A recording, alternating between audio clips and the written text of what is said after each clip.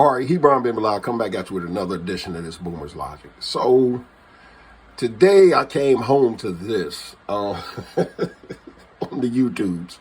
But I did a video on this before, but I only had the article where this pastor, I actually have the video now where this pastor is saying that Jesus is transgender, right? And he tries to use our history book to explain his position. Before I get into this, right? Sorry. Before I get into this, if you haven't already, go to the channel, like, subscribe, Hebron Ben Bilal, Boomer's Logic.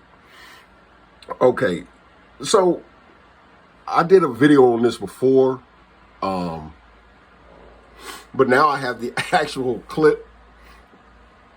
Man, this is wild. I just can't. Listen, Romans chapter 3, verse 1 and 2. If you do nothing else, write that on your blackboard, write that on your hand, write that on a piece of paper, stick it on a sticky note. This is why Paul would have said that to them, the Hebrews, was given the oracles of Yahweh, or given the book. To us, it was given. Not these perverse, oh man, listen. First, I want y'all to hear the actual video, right? And then I'm going to allow you to hear how Christians explain the passage that he uses. And then I'll give you the actual meaning of the passage. This is just, listen, I can't make this up. I keep telling y'all, I can't wake up and make up stuff like this. Let's check it out. Jesus is the one who reveals God. I was really struck by Angela saying earlier that God is queer. And I think as humans, we have a tendency to construct God in our own image rather than to recognize that we are made in the image of God. And therefore the dominant expression of humanity ends up writing itself onto God and making that God. And I think in the story of Jesus, the stories of Jesus' life, we find that being broken down in some quite radical ways, which is then having the knock-on effect of altering the way we understand who God is in relation to humanity. So I think Jesus transgenders himself on a number of occasions. I think, just a little phrase, Jesus is lamenting over Jerusalem, longing to gather Jerusalem as a mother hen gathers her chicks. I think if you look at the foot washing from John's Gospel, foot washing elsewhere in both Old and New Testament, it's consistently done by women, and yet Jesus takes that on. People often cast that as being the servant's role. It was the woman's role, and Jesus does it and becomes the woman at that point. And I think, we've observed that, he's unmarried, he's childless, he defies gender and sexual norms of his day. He's known for associating with those whose own sexual history or gender identity may be ambiguous. So I think in Jesus, we've got a revelation of God as encompassing far more than what historically, and recently at least, Christians have tended to construct God as being. And I think there's a bit of an antidote to heteronormative idolatry in the story of Jesus. Okay, so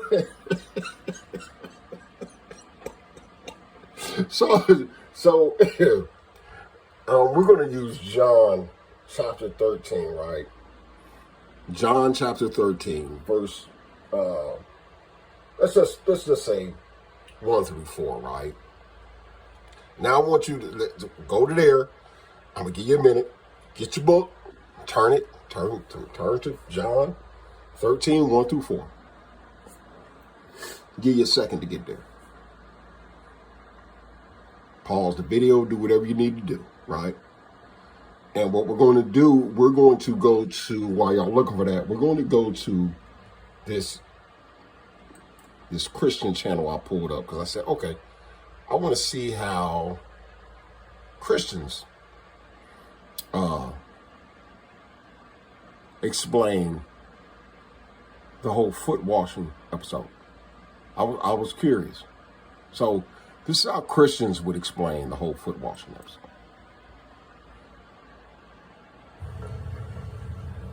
Hey, do you ever walk into a room and completely forget why you're there? Yeah.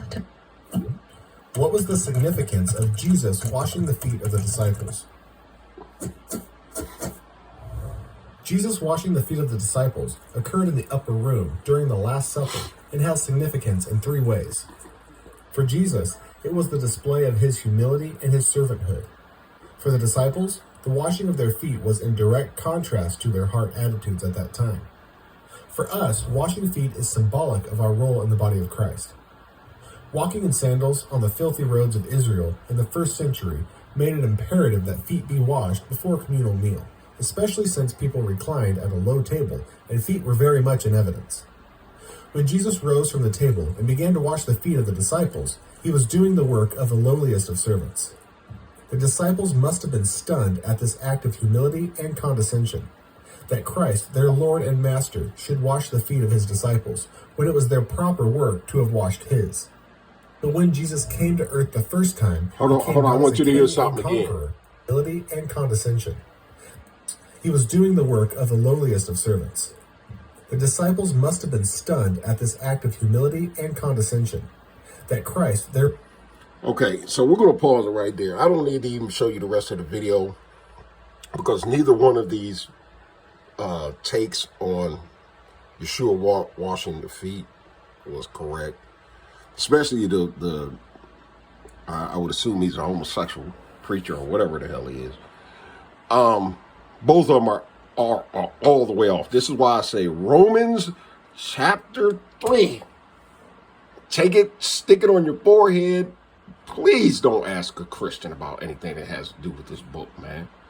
They don't got a clue. They're saying that they would have been stunned by him washing their feet. No. First thing you have to understand, if you look at John chapter 13, what were they doing? What was the Last Supper? It was what? Repeat after me. The Passover.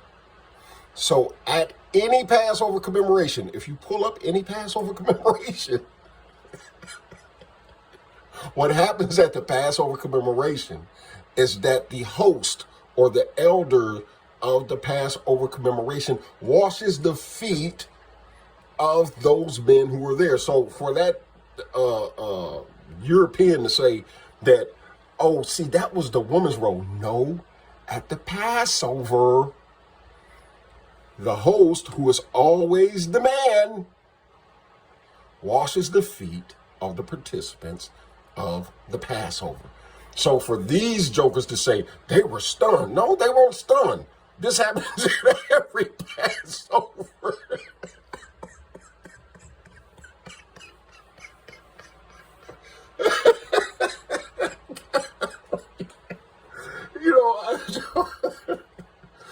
This is what happens at every Passover. This is why nobody else said anything but Peter. Peter was just so high-minded, you know what I'm saying, that this is why he interjected. At all the other Passovers, this would have occurred. This occurs today at Passovers. When you go to the Passover meal, the host washes the feet of the participants that come to the meal. So,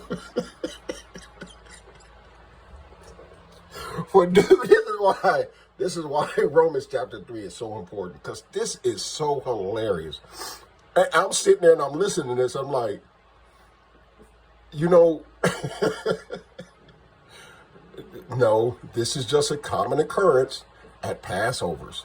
You get your feet washed. It doesn't mean he was a transgender.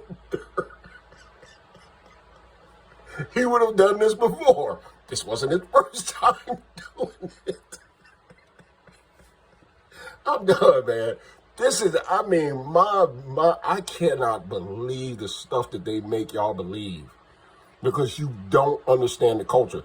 This is why, oh man, I'm sorry. This is just so hilarious to me on both levels, where they said that they would have been shocked or amazed that he done it. I'm gone, man. I'm done. Transgender.